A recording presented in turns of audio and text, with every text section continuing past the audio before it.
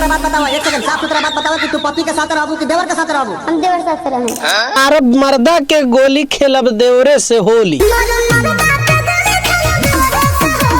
भोजपुरी के बउआ स्टार कहे जाने वाले अरविंद अकेला कल्लू और शिल्पी राज का एक गाना रिलीज हुआ है, जिस गाने का टाइटल है कि देवरे पर रहब होली में। अब होली का सीजन आया है तो देवर पे रहो चाहे पति पे रहो।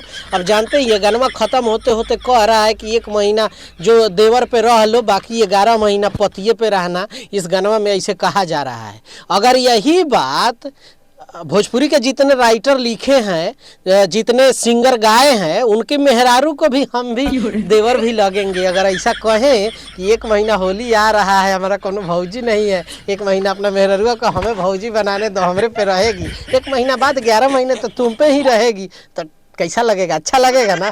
जितना देवर आजू बाजू में है सब अपन मेहरारू वाले छोड़ दो सब। तुम लोग जितने सिंगर राइटर गाते हो ना इस तरह के गाने, अपने मेहरारू को दे दो 1 महीना के लिए देवर के लिए। देवर कितना अच्छा रंग लगाएगा, होली खेलेगा बेचारा। वो है कि नहीं है, अपना बीवी आएगी तब ना आएगी, तब तक खेलेगा होली, रंग लगाएगा ढोड़ी में, आज चोली ओली में लगा लेगा। मन करेगा तो तुम लोग कहोगे तो तुम लोगों से एग्री होके तो 1 महीना ले जा रहा है। ये गाना में ऐसे ही दिखाया गया है।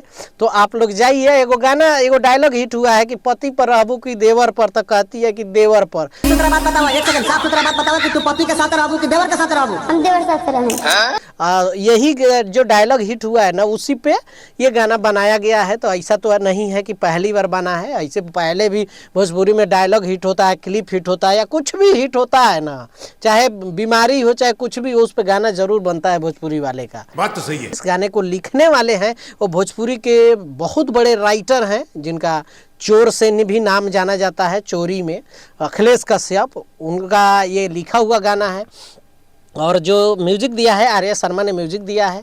इस गाने को अन्नपूर्णा फिल्म से रिलीज किया गया है, जो अखिलेश कश्यप की खुद की कंपनी है, उसी से रिलीज किया गया है। और इसमें काम जो की है अपोजिट में जो भाभी का कैरेक्टर की है वो है श्वेता मेहरा। बाकी पूरी कॉमेडी टाइप की गाना बनाया गया है, कॉमेडी टाइप का ये पूरा थीम है। तो आप लोग क्या सोचते हैं, जाइए एंटरटेनमेंट के पर्पज से देख लीजिए, नीचे कमेंट करके बताइएगा कि कैसा लगा गाना। बाय बाय, टेक केयर, जय हिंद।